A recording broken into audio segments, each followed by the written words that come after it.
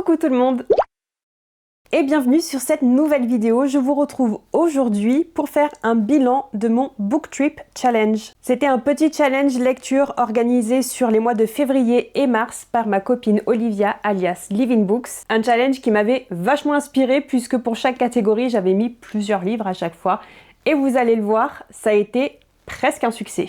Je vous mets à l'écran juste ici les différents niveaux qu'elle avait créés pour pouvoir valider ou pas à son rythme le challenge. Moi, je suis vachement contente parce que j'ai quand même atteint le niveau exploratrice. J'ai validé minimum 7 catégories et 4 tampons. Et même si je visais évidemment le niveau maître de la galaxie, bon, c'est pas grave. Le principal, c'est de s'amuser et de faire des bonnes lectures et de sortir des livres de sa palle. Donc comme je vous le disais, j'ai validé 7 catégories et 4 tampons. Je vais revenir sur les tampons avant de les oublier. Et là aussi, je vous mets le petit template qu'elle avait créé. Au niveau des tampons, le premier, guide local, il fallait lire un auteur ou une autrice originaire de la culture, du pays ou du folklore qui décrit. Et c'est le cas. Le tampon suivant, Lost in Translation, c'était traduit d'une autre langue que l'anglais. Malheureusement, ça n'a pas été le cas pour moi. Le tampon Zone Blanche, où il fallait lire un livre non recommandé par les réseaux sociaux où on n'avait vu aucun avis. Moi, je considère que c'est le cas parce que j'ai lu des tomes suivants de séries, des tomes finaux, des séries où j'avais vu des avis pour les premiers tomes, mais pas pour la suite. Le tampon Bagage retrouvé avec un livre oublié de ma palle. Pour moi ça fonctionnait pas parce que je les ai un petit peu tous en tête et surtout ceux que j'ai lus, je les avais en tête et je voulais les lire donc ça fonctionne pas pour moi malheureusement. Et le tampon suivant d'ailleurs c'est la même chose, c'était Page Tracker avec un livre de plus de 700 pages. On n'est pas passé loin parce que j'en ai eu deux à plus de 620-650 pages, mais 700, non. Et le dernier par contre je l'ai validé, et je l'ai validé à 2 reprises, c'est le tampon Supernova où il fallait avoir un coup de cœur pour une lecture et j'ai eu 2 coups de cœur. Donc voilà, vraiment je suis pas passé loin d'avoir un petit peu plus de tampons, mais comme je vous le disais, c'est pas grave, le but c'est quand même de s'amuser. Et maintenant voyons ensemble les différents menus, les différentes catégories. Est-ce que j'ai validé ou pas? Le premier menu c'était kilomètre zéro et la première catégorie c'était Terminal Terre où il fallait lire un récit ancré dans un lieu, une époque ou une civilisation humaine réelle ou inspirée du réel, un livre où le décor façonne l'histoire. J'avais mis 4 titres différents dans cette catégorie et je n'en ai lu qu'un, c'était le 4e tome de Dungeon Chronicle de Matt Diniman. Le 4e tome donc, Le Portail des Dieux Infernaux. 651 pages, donc vraiment on n'était pas loin du tampon Page Tracker avec ses plus de 700 pages, mais par contre c'est l'un de ceux qui m'a fait valider le coup de cœur parce que c'était formidable. C'est mon tome préféré de la série jusqu'à présent et j'ai trop hâte de lire le tome 5 qui sort à la fin du mois. Comme d'habitude c'était formidable et j'en ai même fait un vlog dédié où je me suis marrée, donc je vous invite à aller voir. Garantie sans spoiler. Et sinon pour info j'avais aussi mis L'Auberge de la Jamaïque de Daphné du Maurier, Tout le monde dans ce train est suspect de Benjamin Stevenson et L'Odyssée de l'endurance de Ernest Shackleton que je n'ai donc pas lu. La catégorie suivante c'était Itinéraire bis. Il fallait lire un genre ou un sous-genre qui ne figure pas dans nos radars habituels. J'y avais mis 2 titres et je les ai lus. Et en plus, je vous en parle très bientôt puisqu'ils font partie d'un vlog lecture que j'ai enfin terminé de tourner. Et j'ai hâte de pouvoir vous partager tout ça. Bref, le suspense est à son comble. Mais j'avais donc mis en premier lieu La petite boutique de sortilèges de Sarah Beth Durst, de la Cozy Fantasy. Très jolie au passage. Et écoutez, j'ai bien aimé. C'est pas un coup de cœur. Mais là, pour le coup, sortir de ma zone de confort, ça en valait la peine. C'était très chouette. Donc la catégorie a été validée, et validée plutôt 2 fois qu'une d'ailleurs, puisque j'ai aussi lu l'autre livre que j'avais mis dans cette pile à lire. C'était l'encyclopédie féerique d'Emily Wilde, le premier tome d'Emily Wilde, écrit par Heather Fawcett. Je l'ai lu, et là, ça n'a pas du tout été un coup de cœur. Ça a même presque été une torture, à vrai dire. Mais comme je vous le disais, on s'en reparle très bientôt. Dans tous les cas, une double sortie de ma zone de confort, une qui ne m'a pas réussi du tout, et une qui m'a agréablement surprise. On avait aussi la catégorie zone de turbulence avec des livres qui secouent, des romans sombres, des thrillers psychologiques, des drames poignants, des récits qui bousculent nos certitudes. Là aussi j'avais mis 2 titres et j'ai lu les 2. Enfin, il y en a un que j'ai partiellement lu avant de l'abandonner, c'était évidemment The Sword of Kagan de M.L. Wang. Je vous en ai déjà parlé et je vais vous en reparler bientôt, mais je l'ai abandonné au tiers et ça a été l'une des pires tortures littéraires de ma vie. Et j'avais aussi lu Atmosphère de Taylor Jenkins Reid, qui m'avait fait verser quelques larmes, je l'avoue, et qui donc valide cette catégorie, parce que je l'avais mis dans cette palle et que je l'ai lu, mais aussi parce qu'il correspond à la thématique proposée. C'était une chouette lecture, pas forcément transcendante non plus, des côtés que j'ai bien aimés, d'autres que j'estime être pas assez explorés, mais c'était quand même sympa. Pour le menu suivant, Escalade, la première catégorie c'était la Cité d'Aume. Ici on nous proposait de lire un récit centré sur une communauté, une famille de cœur ou un groupe soudé. Elle précisait, c'est l'escale feel good et humaine. Là aussi j'y avais glissé 2 titres, là aussi une catégorie validée, et même presque validée 2 fois d'ailleurs. J'y avais mis les tomes 3 et 4 des chroniques de l'érable et du cerisier de Camille Monceau. Le tome 3 a été lu dans son entièreté, et au 1er avril, le tome 4 était lu à 50%. Et pour ces livres-là, comme les tomes 1 et 2 d'ailleurs, on peut pas mieux rentrer dans la thématique proposée. Une famille de cœur, un groupe soudé, c'est exactement ce qu'on retrouve dans cette série. C'est le cœur d'ailleurs de cette série de romans historiques qui se passe au Japon médiéval. Et c'est donc validé. Je crois que j'avais mis 4 étoiles pour le tome 3. 3 étoiles et demie ou 4 étoiles, je sais plus bien. Et au moment où je vous parle, je suis toujours en plein dans ma lecture du tome 4.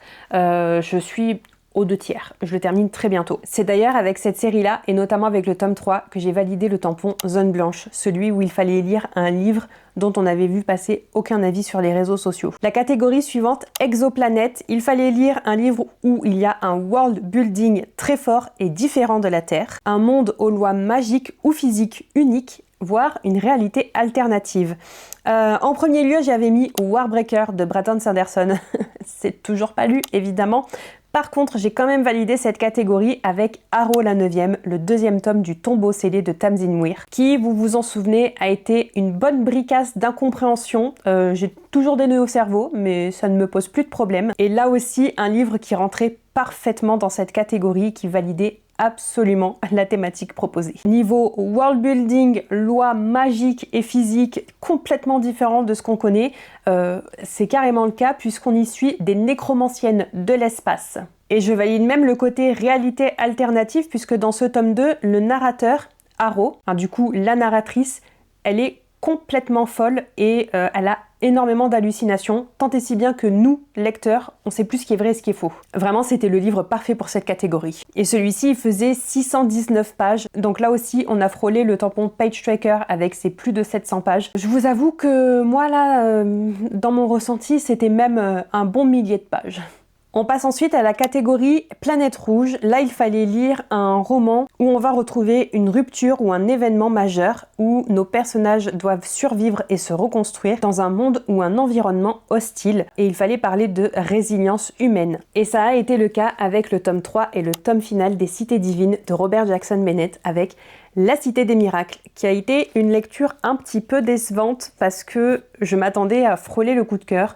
On y retrouvait comme narrateur mon personnage préféré de la série, à savoir Sigrid. Et j'ai été un peu déçue, tant sur l'histoire que sur le personnage en lui-même. Je crois vraiment que ce que j'aime dans les personnages secondaires, c'est qu'ils soient justement secondaires. Et à partir du moment où ils passent personnages principaux, j'accroche pas tant que ça. En tout cas, ça a été le cas avec celui-ci.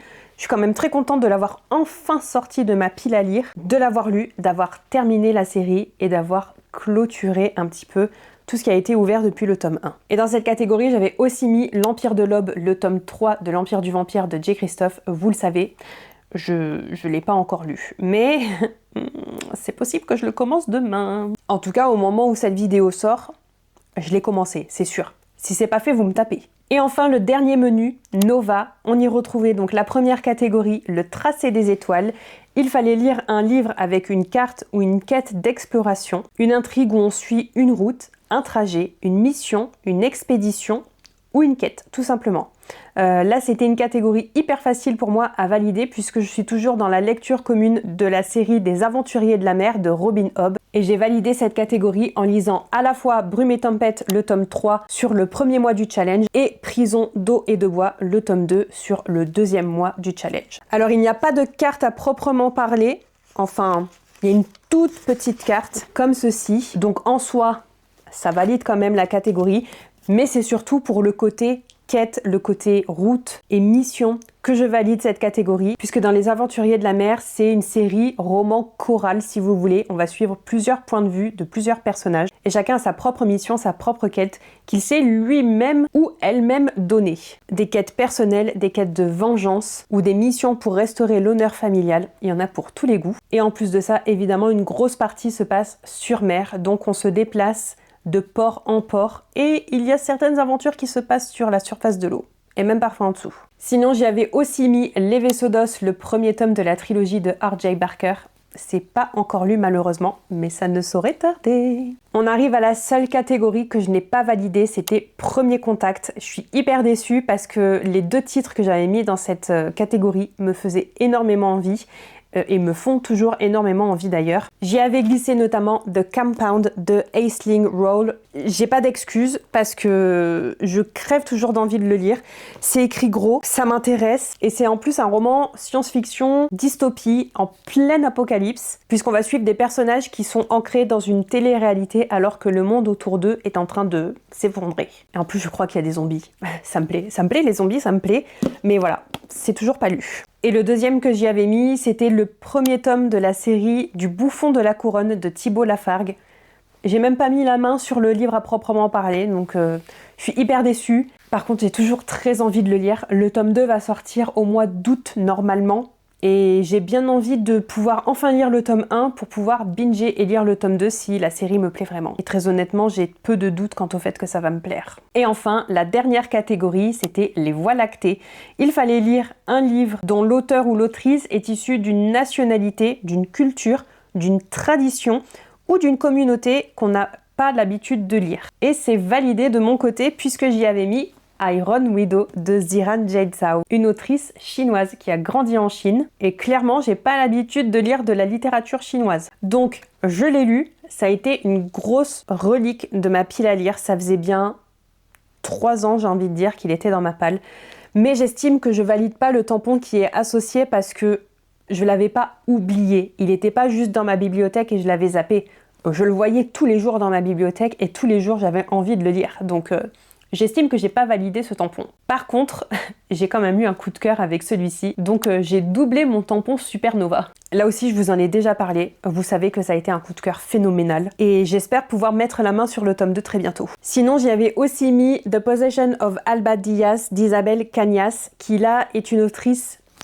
mexicaine. Attendez, je vérifie. Oui, c'est bon, c'est bien ça, elle est mexicaine. Donc pareil, j'ai pas l'habitude de lire des romans d'Amérique centrale ou d'Amérique latine, ni même d'auteurs de ces pays-là. Mais je connaissais déjà Isabel Cañas avec un autre de ses romans, L'Hacienda, que j'avais beaucoup aimé. Et celui-ci, il est en VO, mais voilà, bon, c'est pas lu. Pareil, je crève d'envie de le lire toujours.